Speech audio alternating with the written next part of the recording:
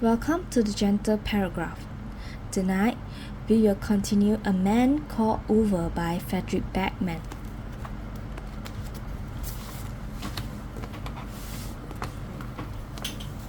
Chapter 3. A man called Over backs up with a trailer. Over weeks opened the green florist curtain, which for many years Uwe's wife has been nagging him to change. He sees a short black hair and obviously florid woman aged about 30. She stands there, gesticulating furiously at a similarly aged oversized blonde lanky man squeezed into the driver's seat of a ludicrously small Japanese car with a trailer, now scraping against the exterior wall of Uwe's house. The lanky one, by means of subtle gestures and signs, seems to want to convey to the woman that this is not quite as easy as it looks. The woman, with gestures that are comparatively unsubtle, seems to want to convey that it might have something to do with the moronic natures of the lanky one in question. Well, I'll be bloody. Uwe thunders through the window as the wheel of the trailers rolls into his flower bed. A few seconds later, his front door seems to fly open of its own accord, as if afraid that Uwe might otherwise walk straight through it. "What the hell are you doing?" Uwe roars at the woman. "Yes, that's what I'm asking myself," she roars back. Uwe is momentarily thrown off balance. He glares at her. She glares back. "You can't drive a car here, can't you read?" The little foreign woman steps toward him, and only then does Uwe notice that she is either very pregnant or suffering from what Uwe would categorize as selective obesity. "I'm not driving the car, am I?" Uwe stares silently at her for a few seconds. Then he turned to her husband, who just managed to extract himself from the Japanese car and is approaching them with two hands thrown expressively into the air and an apologetic smile plastered across his face. He's wearing a knitted cardigan, and his posture seems to indicate a very obvious calcium deficiency. He must be close to 6.5 feet tall. Uwe feels an instinctive skepticism towards all people taller than 6 feet. The blood can't quite make it all the way up to the brain. "And who might you be?" Uwe inquires. "I'm the driver," said the lanky one expansively. "Oh really? Doesn't look like it," rages the pregnant woman, who is probably a foot and a half shorter than him.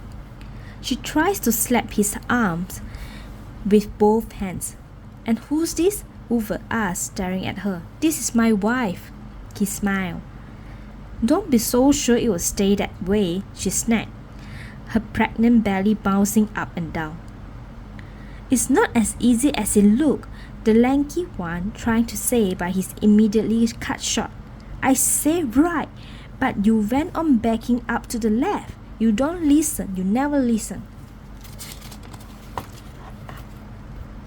After that, she immersed herself in half a minute worth of haranguing in what Uwe can only assume to be a display of the complex vocabulary of Arabic cursing. The husband just nods back at her with an indescribably harmonious smile, the very sort of smile that makes decent folk want to slap Buddhist monks in the face. Uwe thinks to himself. "Oh, come on, I'm sorry," he said cheerfully, hauling out a tin of chewing tobacco from his pocket and packing it in a ball the size of a walnut. It was only a little accident. We will sort it out. Uwe looks at the lanky one as if the lanky one has just squatted over the hood of Uwe's car and left a thread on it. Sort it out? You are in my flower bed. The lanky one looks ponderously at the trailer wheels. There's hardly a flower bed, is it? He smiled, undaunted, and adjusts his tobacco with the tip of his tongue. Nah, come on, that's just soy. He persists as if Uwe is having a joke with him. Uwe's forehead compressed itself into one large threatening wrinkle. It is a flower bed. The lanky one scratches his head as if he's got some tobacco caught in his tangled hair. But you are not growing anything in it. Never you bloody mind what I do with my own flower bed. The lanky one nods quickly, clearly keen to avoid further provocation of this unknown man. He turns to his wife as if he is expecting her to come to his aid. She doesn't look at all likely to do so. The lanky one looks at Uwe again. Pregnant, you know, hormones and all that. He tries with a grin. The pregnant one does not grin, nor does Uwe. She crosses her arms. Uwe tucks his hands into his belt. The lanky one clearly doesn't know what to do with his massive hands, so he swings them back and forth across his body, slightly shamefully, as if they are made of cloth, fluttering in the breeze. I will move it and have another go, he finally says and smiles disarmingly at Uwe again. Uwe does not reciprocate. Motor vehicles are not allowed in the area, there's a sign.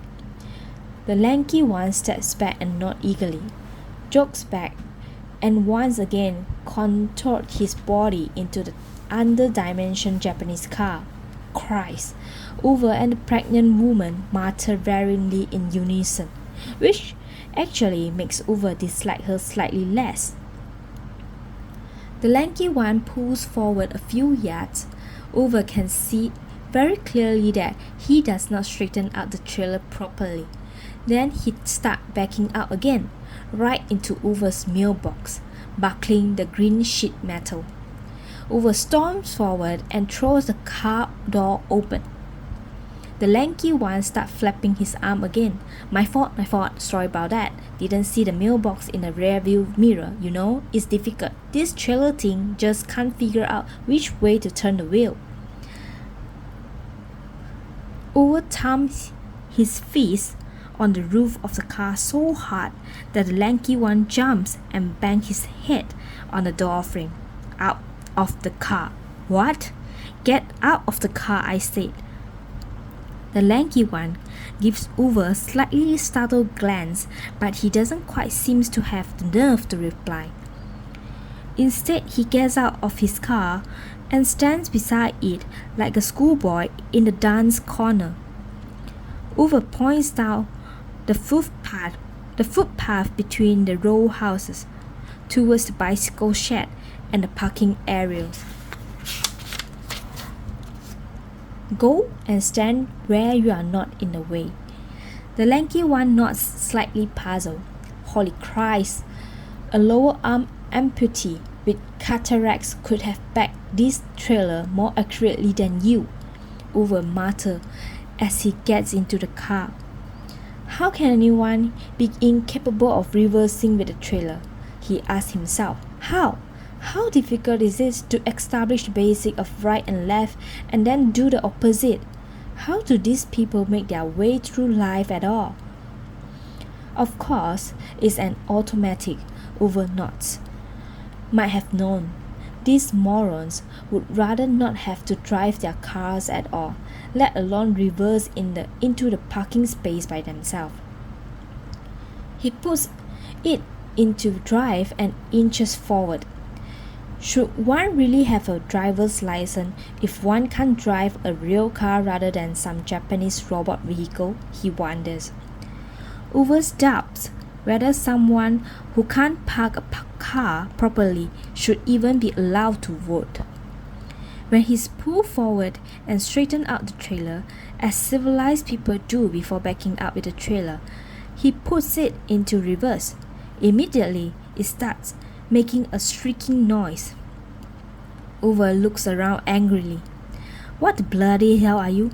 Why are you making that noise? He hisses at the instrument panels and gives the steering wheel a whack. Stop it, I say. He roars at the particular insistent flashing red lights.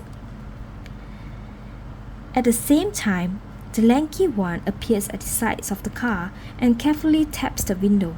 Uber rolls the window down and gives him an irritated look. It's just the reverse radar making the noise, the lanky one said with a nod. Don't you think I know that? Uber says. It's a bit unusual, this car. I was thinking I could show you the controls if you like. I'm not an idiot, you know. Uber snorted. The lanky one nodded eagerly. No, of course not. Uber glanced at the instrument panel. What is it doing now? The lanky one nods enthusiastically. It's measuring how much power is left in the battery. You know, before it switches from the electric motor to the gas-driven motor because it's hybrid. Uber doesn't answer. He just slowly rolled out the window, leaving the lanky one outside with his mouth half open. Uber checks the left wing mirror, then the right wing mirror. He reverses while the Japanese car, shrieked in terror, maneuvers the trailer perfectly between his own house and his incompetent new neighbors. Get up and tosses the cretin his key. Reverse radar and parking sensor and cameras and crap like that. A man who needs all that to back up with a trailer shouldn't be bloody doing it in the first place. The lanky one nods cheerfully at him. Thanks for the help, he calls out, as if Uber had not just spent the last 10 minutes insulting him. You shouldn't even be allowed to rewind a cassette, grumbles Uber. The pregnant woman just stands there with her arms crossed, but she doesn't look quite as angry anymore. She thanks him with a wide smile, and if she's trying not to laugh, she has the biggest brown eyes Uber has ever seen. The Residents Association does not permit any driving in this area, and you have to bloody go along with it. Uber huffs before stomping back to his house. He stopped halfway up the paved path between the house and his shed. He wrinkles his nose in the way men of his age do, the wrinkle traveling across his entire upper body. Then he sinks down on his knee, put his face right out close to the paving stones, which he neatly and without exception removes and relays every other year, whether necessary or not. He sniffs again, not to himself, stand out. His new neighbors are still watching him. Peace. There's peace all over the place here, Uber says gruffly. He gesticulates at the paving stones. Okay, says the black-haired woman. No, nowhere is bloody okay around here. And with that, he goes into his house and closes the door. He sinks onto the stool in the hall and stays there for a long time. Bloody woman. Why do she and her family have to come here if they can't even read a sign right in front of their eyes? You are not allowed to drive cars inside the block. Everyone knows that.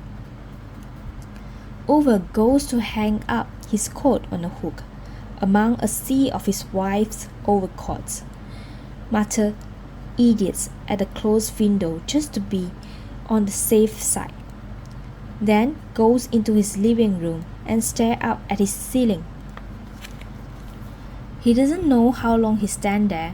He loses himself in his own thoughts, float away, as if in a mist. He's never been the sort of man who does that, has never been a daydreamer, but lately it's as if something twisted out in his head. He's having increasing difficulty concentrating on things. He doesn't like that. He doesn't like it at all. When the doorbell goes, he's like waking up from a warm slumber. He rubs his eyes hard, look around as if worried that someone may have seen him. The doorbell rings again. Uwe turns around and stares at the bell as if it should be ashamed of himself. He takes a few steps into the hall, noting that his body is as stiff as set plaster. He can't tell if the creaking is coming from the floorboards or himself. And what is this now? He asked the door before he even opened it, as if it had the answer. What is it now? He repeats as he throws the door open so hard that the 3-year-old girl is flung backward by the draft and ends up very unexpectedly on her bottom. Beside her stands a 7-year-old girl looking absolutely terrified. Their hair is pitch black and they have the biggest brown eyes Uwe has ever seen. Yes, said Uwe. The older girl looks guarded. She hands him a plastic container. Uwe reluctantly accepts it. It's warm. Rice, the 3-year-old girl announces happily, briskly getting to her feet.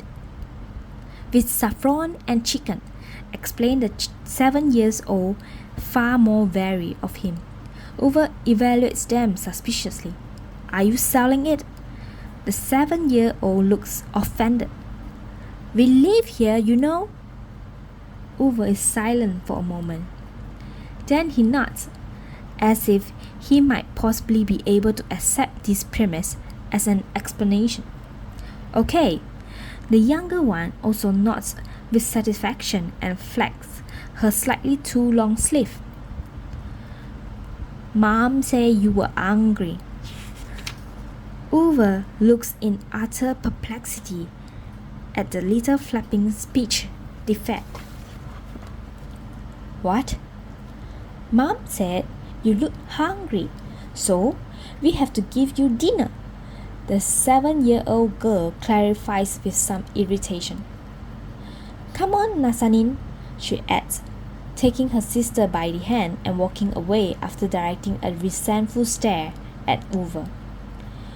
Uwe keeps an eye on them as they scout off. He sees the pregnant woman standing in her doorway, smiling at him before the girls run into her house. The 3-year-old turns and waves cheerfully at him.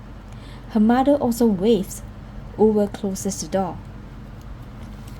He stands in the hall again, stares at the warm container of chicken with rice and saffron as one might look at a box of nitroglycerin. Then he goes into the kitchen and puts it in the fridge. Not that he'd habitually inclined to go around eating any old food provided by unknown foreign kids on his doorstep. But in Uwe's house, one does not throw away food as a point of principle.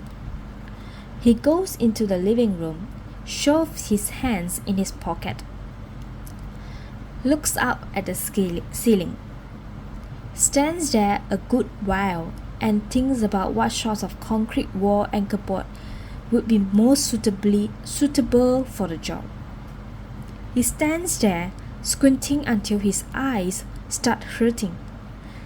He looks down, slightly confused, at his dented wristwatch. Then he looked out the window again and realized that dusk has fallen. He shakes his head in resignation. You can't start drilling after dark. Everyone knows that. He have to turn on all the lights and no one could say when they'd be turned off again. and he's not giving the electricity company the pleasure. His meter notching out another couple of thousand kroner. They can forget about that.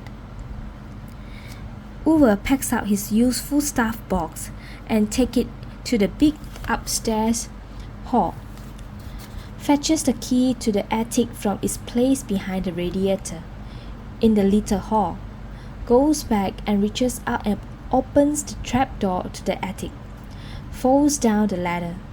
Climbs up into the attic and put the useful stuff box in its place behind the kitchen chairs that his wife made him put up here because they creak too much.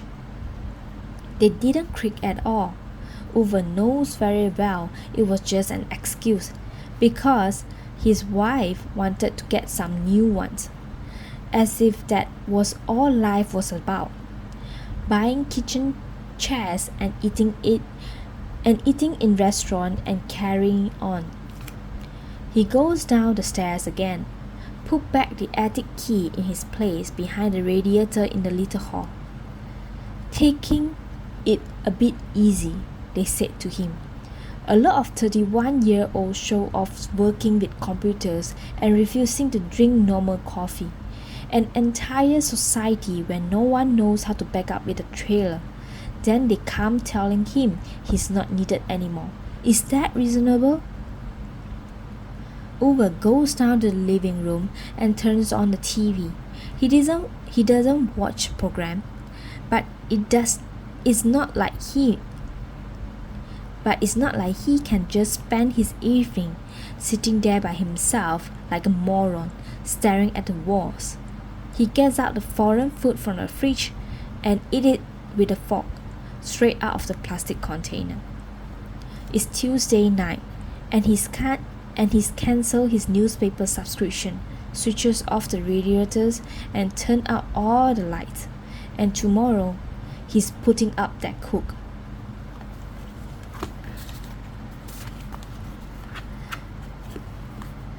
Thank you for watching. We'll see you in the next video. Bye.